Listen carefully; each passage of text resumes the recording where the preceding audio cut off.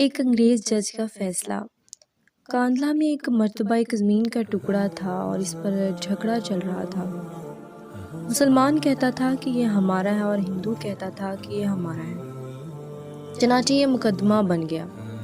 انگریز کی عدالت میں پہنچا۔ جب مقدمہ آگے بڑھا تو مسلمان نے اعلان کر دیا کہ یہ زمین کا ٹکڑا میرا ہے اور مجھے ملا ہے تو میں مسجد بناؤں گا۔ ہندو نے جب یہ سنا تو اس نے ضد میں کہہ دیا کہ یہ ٹکڑا ہمیں ملا ہے تو ہم اس پر مندر بنائیں گے۔ اب بات دو انسانوں کی انفرادی تھی، لیکن اس میں رنگ اجتماعی بن گیا، حتیٰ کہ ادھر مسلمان جمع ہو گئے اور ادھر ہندو اکٹھے ہو گئے اور مقدمہ ایک خاص نوعیت کا بن گیا۔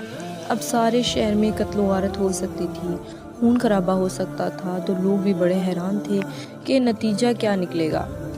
جج انگریز تھا، وہ بھی پریشان تھا کہ اس میں کوئی صلح صفائی نہیں ہے یا جو ہے وہ کوئی نہ کوئی جو ہے وہ حل نکالے۔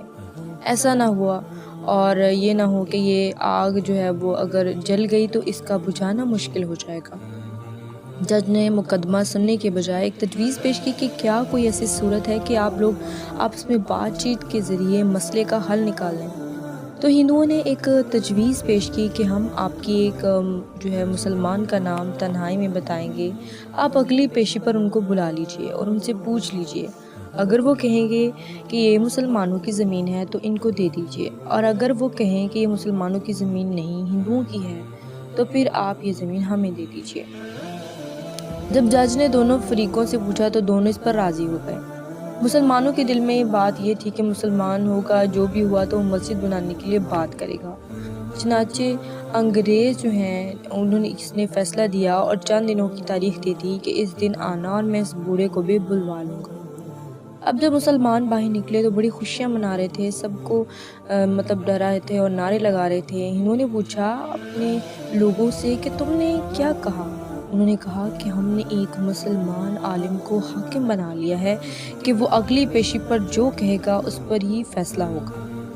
اب ہندوؤں کے دل مرجھا گئے اور مسلمان خوشیوں سے پھولے نہیں سماتے تھے، لیکن انتظار میں تھے کہ اگلی پیشی میں کیا ہوتا ہے۔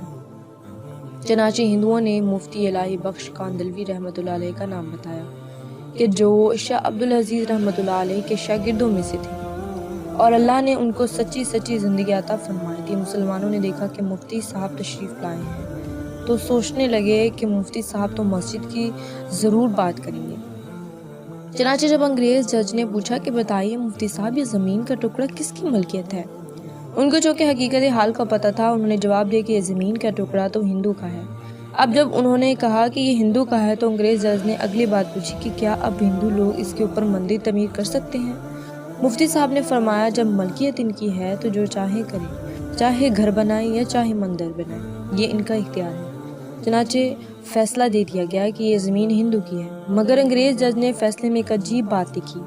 فیصلہ کرنے کے بعد لکھا کہ آج اس مقدمہ میں مسلمان ہار گئے مگر اسلام جیت گیا۔ جب انگریز جج نے یہ بات کہی تو اس وقت ہندوؤں نے کہا کہ آپ نے فیصلہ تو دے دیا ہے، ہماری بات بھی سن لیں۔ ہم اسی وقت کلمہ پڑھ کر مسلمان ہوتے ہیں اور آج یہ اعلان کرتے ہیں کہ اب ہم اپنے ہاتھوں سے یہاں مسجد بنائیں گے۔ عقل کہہ رہی تھی کہ جھوٹ بولو کہ مسجد بنے گی۔ حضرت مفتی صاحب نے سچ بولا اور سچ کا بول بالا ہوا۔ سچے پروردگار نے اس جگہ مسجد بنوا کر دکھلا دی۔ کئی مرتبہ نظر آتا ہے جھوٹ بولنا آسان راستہ اور سچ بولنا آسان راستہ نہیں ہے، یہ کانٹوں بھرا راستہ ہوا کرتا ہے۔ جھوٹے سے اللہ تعالیٰ نفرت کرتے ہیں اور انسان نفرت کرتے ہیں، انسان اعتماد کھو بیٹھتا ہے۔ ایک جھوٹ کو نبھانے کے لیے اور کئی جھوٹ جو ہیں وہ بھولنے پڑتے ہیں، لہٰذا سچی زندگی کو آپ اختیار کیجیے اور اس پر پروردگار آپ کی مدد فرمائے گا۔